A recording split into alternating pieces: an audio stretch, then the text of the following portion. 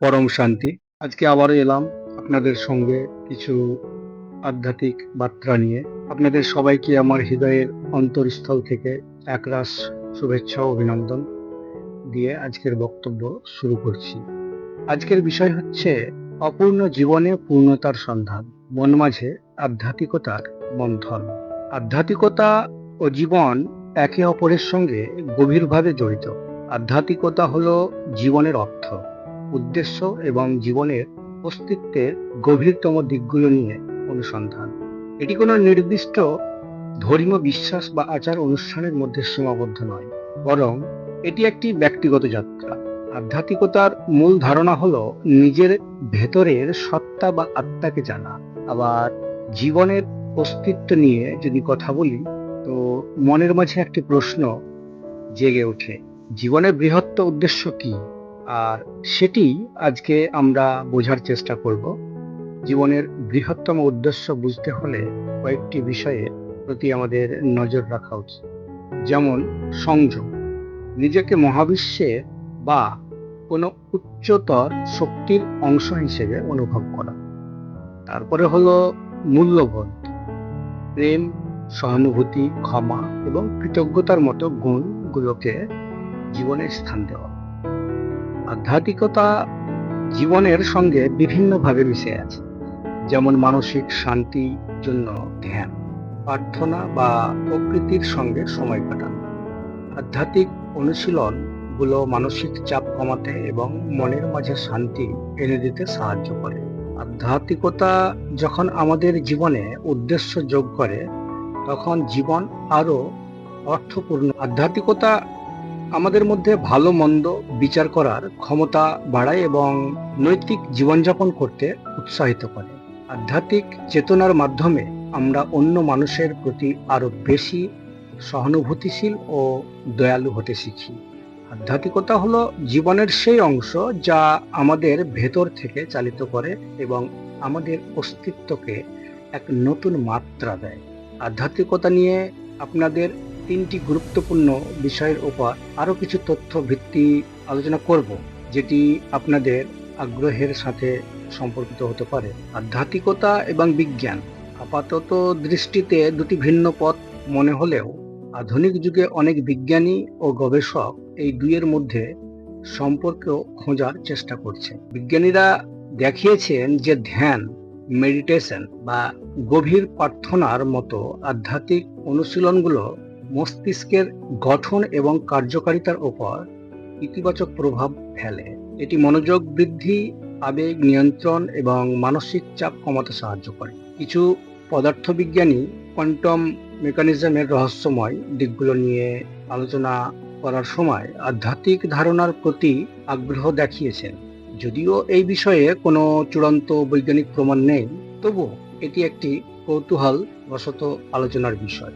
অনেক বিজ্ঞানী বিশ্বাস করেন যে বিজ্ঞান আমাদের মহাবিশ্বের গঠন ও কার্যকারিতা বোঝাতে সাহায্য করে, আর আধ্যাত্মিকতা আমাদের জীবনের অর্থ ও উদ্দেশ্য বোঝাতে সাহায্য করে।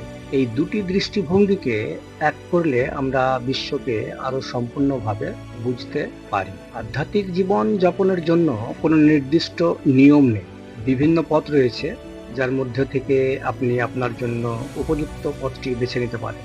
যেমন ধরুন, নিয়মিত ধ্যান বা মনন অনুশীলন করলে আপনি নিজের মনকে শান্ত করতে এবং ভেতরের জগৎকে জানতে পারবেন।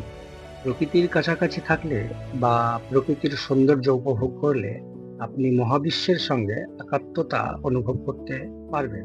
নিঃস্বার্থভাবে অন্যের সেবা করা বা তাদের প্রতি দয়ালু হওয়া আধ্যাত্মিক জীবনের একটি গুরুত্বপূর্ণ অংশ। এটি আপনার অহংকে কমিয়ে অন্যদের প্রতি সহানুভূতি বাড়াতে সাহায্য করে। প্রতিটি মুহূর্তকে সচেতনভাবে অনুভব করা, আপনি কি করছেন, কি খাচ্ছেন বা কার সাথে কথা বলছেন, এই সব কিছুতেই মন দিলে জীবন আরো অর্থপূর্ণ হয়ে ওঠে। জীবনের কঠিন সময়ে আধ্যাত্মিকতার বিশাল একটা ভূমিকা রয়েছে। যখন আমরা দুঃখ, হতাশা বা ক্ষতির সম্মুখীন হই, তখন আধ্যাত্মিকতা আমাদের জন্য একটি শক্তিশালী বা আশীর্বাদ আশ্রয় হতে পারে। এটি আমাদের মনে করিয়ে দেয় যে প্রতিটি সমস্যার একটি সমাধান আছে এবং এটি আমাদের কঠিন সময় পার করার জন্য প্রয়োজনীয় সাহস যোগায়। আধ্যাত্মিকতা শেখায় যে জীবনের সব ঘটনায় কোনো না কোনো উদ্দেশ্য ঘটে। এটি আমাদের সমস্যাগুলোকে অন্য দৃষ্টিকোণ থেকে দেখতে সাহায্য করে এবং শেখায় যে প্রতিটি চ্যালেঞ্জের পিছনে একটি শিক্ষা লুকিয়ে আছে। জীবনের বাইরে অস্থিরতা সত্ত্বেও আধ্যাত্মিক চর্চার মাধ্যমে আপনি আপনার ভেতরের শান্তি বজায় রাখতে পারেন। আমরা আধ্যাত্মিকতার বিষয়বস্তু নিয়ে চলুন আরো একটু গভীরে প্রবেশ করি। আরো কিছু সূক্ষ্ম দিক নিয়ে আলোচনা করা যাক। আধ্যাত্মিকতার পথে কিংবা আধ্যাত্মিকতার ধারাতে মানব চেতনা কনসিয়াসনেস যেটি আধ্যাত্মিকতায় সবচেয়ে গুরুত্বপূর্ণ দিকগুলির মধ্যে একটি। আমরা সাধারণত মনে করি চেতনা কেবল আমাদের মস্তিষ্কের একটি কার্যকলাপ, কিন্তু আধ্যাত্মিকতার দৃষ্টিকোণ থেকে চেতনা হলো অস্তিত্বের মূল ভিত্তি। আধ্যাত্মিক শিক্ষাগুলো বলে যে আমাদের ব্যক্তিগত চেতনা আসলে একটি বৃহত্তর সর্বজনীন চেতনার অংশ। ধ্যান বা গভীর মননের মাধ্যমে আমরা সেই বৃহত্তর চেতনার সঙ্গে একাত্ম হতে পারি। এটি অনেকটা সমুদ্রের ঢেউয়ের মতো। প্রতিটি ঢেউ আলাদা মনে হলেও তা আসলে সমুদ্রেরই অংশ। গভীর আধ্যাত্মিক জীবন হলো সচেতন জীবন। এর অর্থ হলো আমরা কেবল শারীরিক বা মানসিক স্তরেই কাজ করছি না, বরং আমাদের ভেতরের গভীরতম চেতনাকে ব্যবহার করছি। যখন আমরা কোনো কাজ করি তখন সেই কাজের প্রতি সম্পূর্ণ সচেতন থাকা, এটি কেবল একটি কাজ নয়, এটি একটি আধ্যাত্মিক অনুশীলন ও আধ্যাত্মিক মুক্তি। আধ্যাত্মিকতার পথে সবচেয়ে বড় বাধা হলো আমাদের অহম।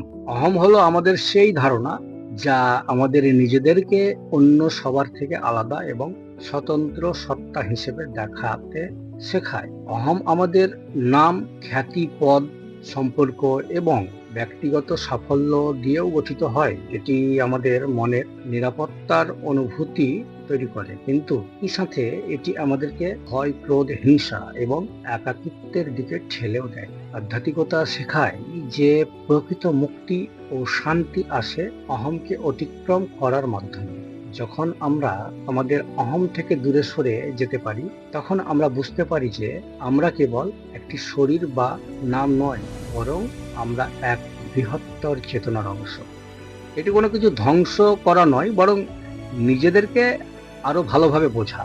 আধ্যাত্মিকতায় আধ্যাত্মিকতার ধারাতে যদি কর্ম নিয়ে কথা বলি, তো আধ্যাত্মিক দায়িত্ব, আধ্যাত্মিকতার আরেকটি গভীর ধারণা হলো কর্ম।